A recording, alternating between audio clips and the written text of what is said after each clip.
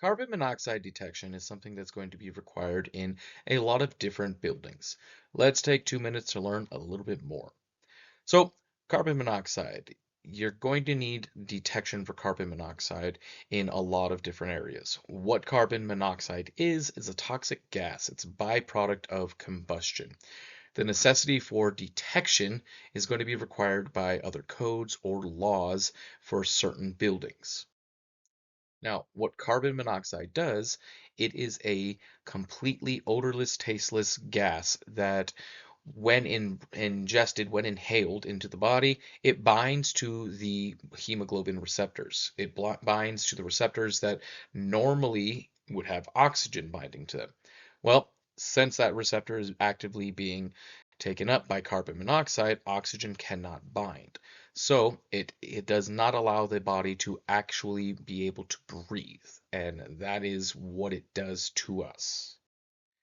Now, the effects of carbon monoxide are going to be all dependent upon how long was the person exposed to it, what was the concentration of that.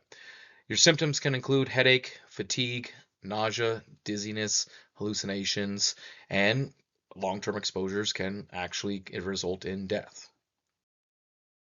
Now, we'll have the necessity for carbon monoxide and detection in quite a few of our buildings.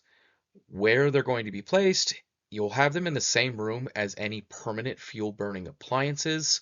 They need to be centrally located on each level in every HVAC zone, and you have to have them within 21 feet of each separate dwelling unit or sleeping area.